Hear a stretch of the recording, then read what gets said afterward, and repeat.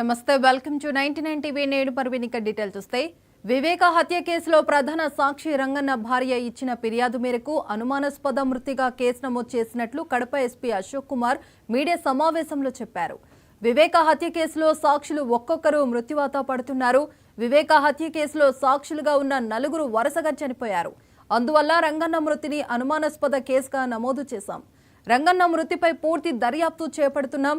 సాక్షుల మరణాల వెనుక అనుమానాలున్నాయి. ఇక వివేక హత్య కేసులో సాక్షులుగా ఉన్న శ్రీనివాస్ రెడ్డి, కువైట్ గంగాధర్ రెడ్డి, వైఎస్ అభిషేక్ రెడ్డి, వాచ్మెన్ రంగన్న మరణించారు. ఇక వీరంతా ఎందుకు మరణించారో తెలియాల్సి ఉందని ఎస్పీ అశోక్ కుమార్ అన్నారు.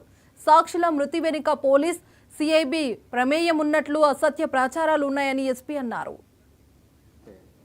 శ్రీనివాస్ రెడ్డి 2019లో మరణించడం జరిగింది. గంగాధర్ రెడ్డి 2000 వివేక హత్య కేసులో ప్రధానమైనటువంటి సాక్షి రంగన్న, పులివెందులకు చెందినటువంటి రంగన్న వాచ్మెన్ నిన్న సాయంత్రం 6:43 రిమ్స్ హాస్పిటల్లో చికిత్స పొందుతూ మృతి చెందడం జరిగింది. అతని భార్య ఇచ్చినటువంటి కంప్లైంట్ మేరకు కేసు రిజిస్టర్ చేసి దర్యాప్తును కొనసాగించడం జరిగింది. ఆ దర్యాప్తులో భాగంగా ఈరోజు పోస్ట్మార్టం కంప్లీట్ చేయడం జరిగింది. ఈ కేసులో ప్రధానమైనటువంటి అంశం ఏంటంటే, ఇది ఒక హైలీ సస్పీషియస్ మరణంగా భావించడం జరుగుతుంది. ఇది సామాన్య మరణమా, లేకపోతే ఈ మరణం వెనుక ఏమైనా విషయాలు దాగి ఉన్నాయనేది అనేక కోణాల్లో దర్యాప్తును కొనసాగించడం జరుగుతుంది. గతంలో కూడా వివేకానంద రెడ్డి గారి హత్య కేసులో ప్రధానమైనటువంటి సాక్షులు ఒక్కొక్కరుగా మరణించడం జరుగుతుంది. ఇప్పటి వరకు రంగన్నతో కలిపి 4 ప్రధాన సాక్షులు విడతల వారీగా మరణించడం జరిగింది. దాని సీక్వెన్స్ను మనం చూస్తే, శ్రీనివాసరెడ్డి 2019లో మరణించడం జరిగింది.